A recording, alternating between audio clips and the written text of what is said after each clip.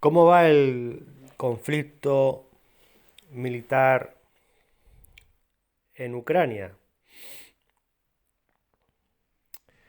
Pues dicho conflicto podría estar ahora en su fase resolutiva, eh, a partir de la ronda de negociaciones entre Rusia y Ucrania del 29 de marzo en Turquía. En aquella ronda de negociaciones, en aquella mesa de negociaciones de Turquía, se llegó a un principio de acuerdo que faltaba ser limado y ultimado para poder presentarse al público y que fuera firmado por nada menos que por los dos presidentes de cada país, tanto por Putin como por Zelensky.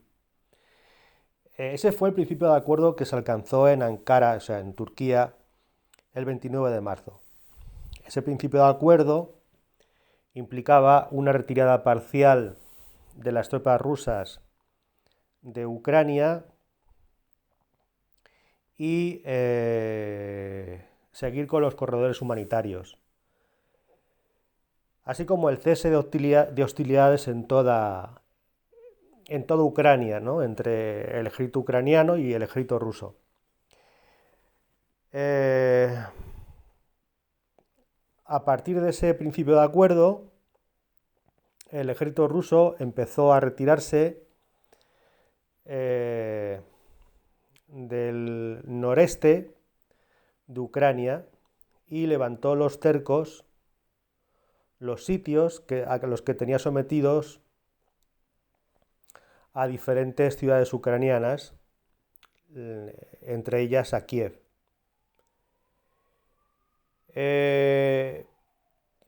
Pero este principio de acuerdo fue desbaratado por la inteligencia occidental, por las presiones de Estados Unidos y de la OTAN sobre Ucrania, en particular sobre el presidente ucraniano Zelensky. A partir de estas presiones, Ucrania se desentendió completamente del principio de acuerdo de Ankara y se montó entonces el circo macabro de Bucha para acusar a Rusia de crímenes de guerra y aumentar a su vez la presión a todos los niveles, es decir, continuar con la guerra multinivel de Occidente contra Rusia y utilizando como pretexto la presunta masacre de población civil en Bucha, utilizarlo para aumentar el cerco occidental sobre Rusia, es decir, cambiar el curso de la guerra que se estaba desarrollando en Ucrania, desentenderse completamente de cualquier solución pacífica y darle la vuelta al conflicto para que Rusia perdiera cualquier ventaja estratégica que había alcanzado durante el mes de marzo en Ucrania, en los operativos militares. Utilizando, como digo, el teatro macabro de Bucha, se orquestó toda una campaña, se reimpulsó la campaña ofensiva de Occidente sobre Rusia, aprovechando además que a partir del principio de acuerdo que se había alcanzado entre Rusia y Ucrania en Turquía, en la negociación de Ankara, aprovechando que a partir de este principio de acuerdo Rusia se había comenzado a retirar del territorio ucraniano, Occidente, Estados Unidos, la OTAN, obligó a Zelensky, al presidente ucraniano, a desentenderse completamente de este acuerdo y lo que hizo fue darle la vuelta a la situación para que Rusia perdiera la ventaja estratégica alcanzada y pasara de ser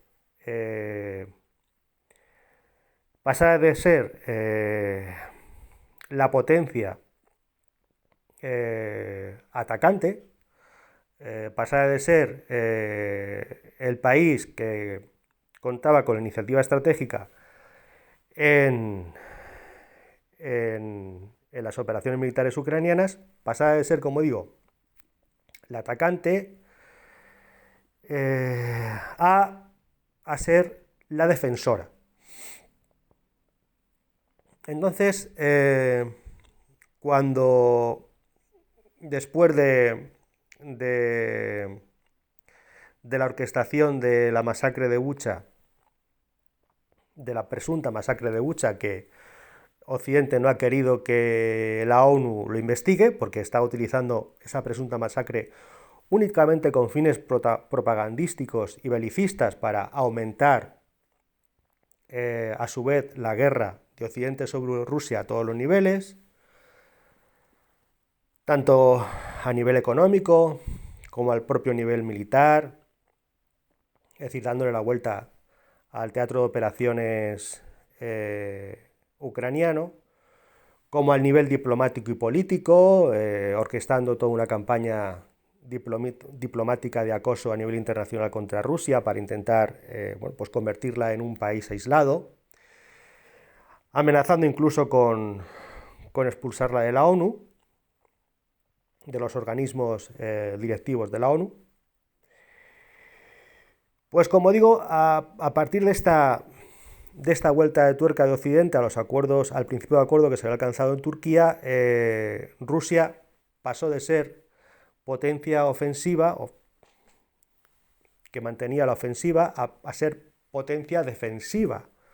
a ser potencia que trataba de defender lo alcanzado durante el mes de marzo en las operaciones militares en Ucrania. Por esa razón,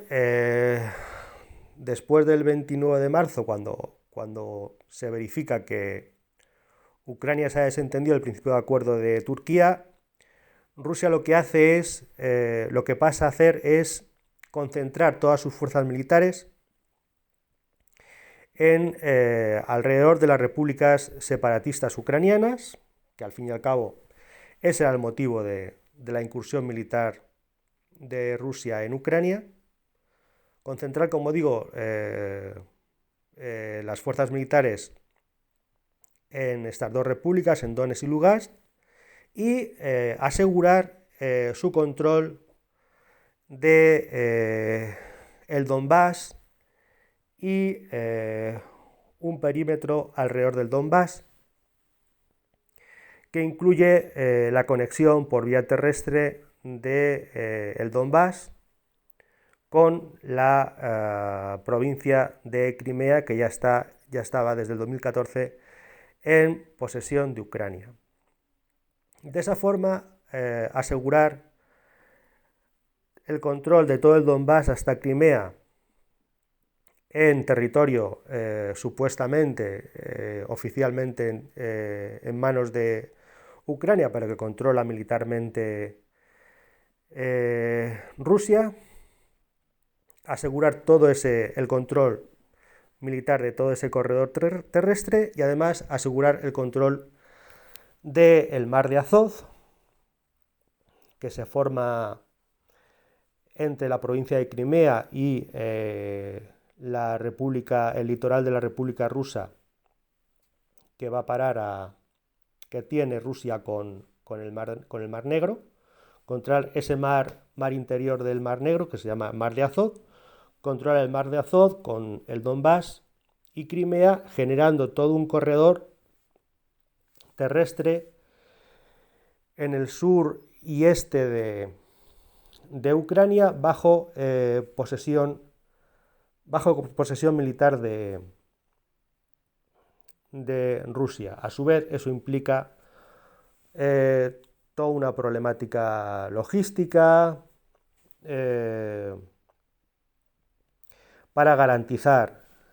tanto la seguridad como los servicios públicos mínimos de la población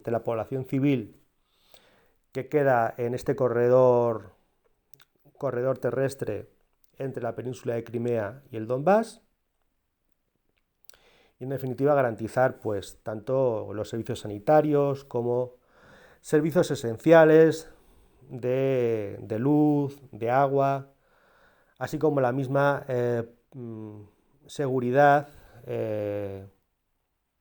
la misma integridad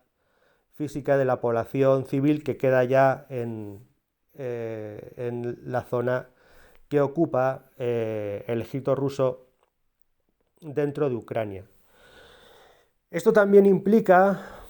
no solo un problema logístico de asegurar la seguridad y los servicios esenciales de la población civil del sureste de Ucrania. Esto implica no solo un problema logístico, como digo, para abastecer y garantizar la seguridad de la población civil de esta parte de Ucrania, sino también garantizar las líneas de abastecimiento del propio ejército ruso, así como la propia seguridad y la defensa pues del territorio que ocupa ahora mismo el ejército ruso dentro de Ucrania. Por lo tanto, ahora mismo nos encontramos con unas negociaciones de paz entre Rusia y Ucrania que están completamente en punto muerto, así como la pretensión de Occidente presionando a Ucrania para que siga su criterio, la pretensión de Occidente de ganar la guerra exclusivamente en términos militares, empleando las negociaciones de paz únicamente como estratagema para ganar tiempo y lograr una retirada de las tropas rusas que sea inmediatamente utilizada por las tropas ucranianas, así como por las tropas mercenarias de la OTAN que están en territorio ucraniano con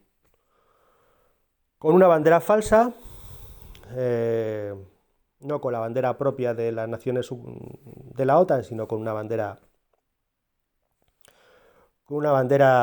equivocada, como mercenarios, como voluntarios, utilizar el cambio, el giro en el desarrollo de la guerra para devolver el golpe y contraatacar a Rusia. Pero este giro en los acontecimientos en el teatro de operaciones ucraniano por parte de Occidente contra Rusia es un giro completamente engañoso,